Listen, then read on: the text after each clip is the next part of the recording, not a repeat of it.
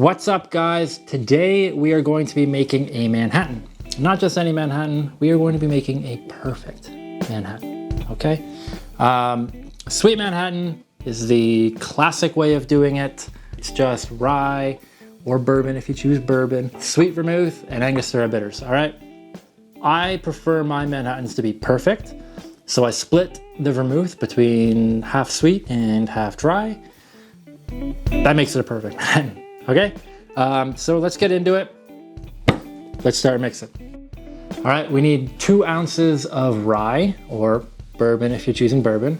We want 15 mils or half an ounce of sweet vermouth and then half an ounce of dry vermouth. We're gonna put in 2 dashes of Angostura bitters, and then we're gonna put in our ice. I put in our ice last. The reason we do this is while it's sitting there and you're pouring the spirits over top, it is diluting while you're doing that. Once you put your ice in, let's give it a good stir. A solid guideline is about a 30-second stir.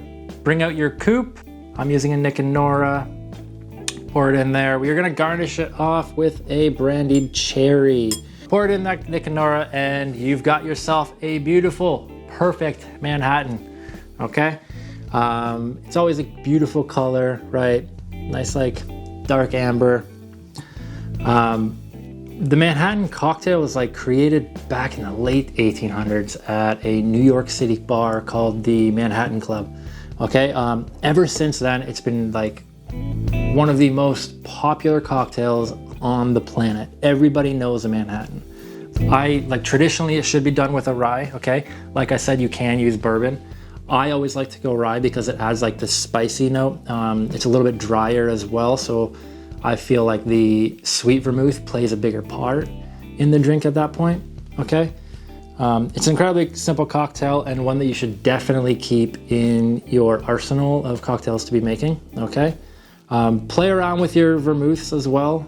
Switch those out. Also, you can switch out your ryes. I do use my Okanagan Spirits rye. I believe they finished this in a wine barrel, so it gives like this cool like stone fruit note, which I find fun to play around with in a Manhattan, specifically because it goes quite nicely with vermouth, which is a wine-based spirit, right?